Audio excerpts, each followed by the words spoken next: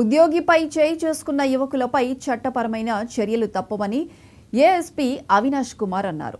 Tanur revenue కార్యాలయంలో పనిచేస్తున్న Vakeel Bhainsa RDO కార్యాలయానికి పనిపై వెళ్లి స్కూటీపై తానూరు తిరిగి వస్తుండగా బోరేగం సమీపంలో యువకులు చేయి చేసుకున్నారు. తప్పించుకోవాలని ప్రయత్నించిన ఉద్యోగిని ఆపి కొట్టారని ఎస్పీ అవినాష్ చెప్పారు.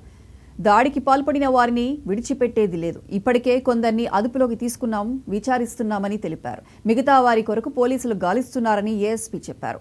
ఈ ఘటనకు సంబంధించి వీడియోలు గానీ రెచ్చగొట్టే పోస్టులు గానీ చేయరాదని ఏఎస్పీ హెచ్చరించారు.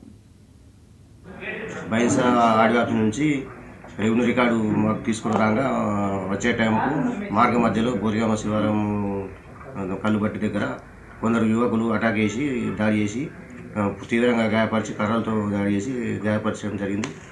మన మధ్యలో బెల్తోడా తానూరు రోడ్డులో ఒక ఘటన జరిగింది. దీంట్లో ఒక ప్రభుత్వ శాఖ ఎంప్లాయీకి కొన్ని 5-6 వ్యక్తులు అటాక్ చేశారు.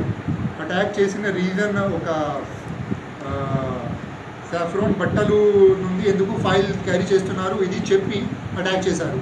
నడుస్తాం ఎఫ్ఐఆర్ అయింది. విల్ టేక్ ఆల్రెడీ ఒక కస్టడీ మన కస్టడీలో ఉన్నారు.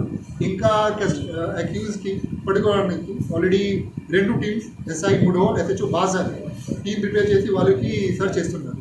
దీంట్లో ప్రజలకు సుపరిపాలన అందించడమే కాంగ్రెస్ పార్టీ లక్ష్యమని ఇబ్రహీంపట్నం ఎమ్మెల్యే మల్రెడ్డి రంగారెడ్డి అన్నారు.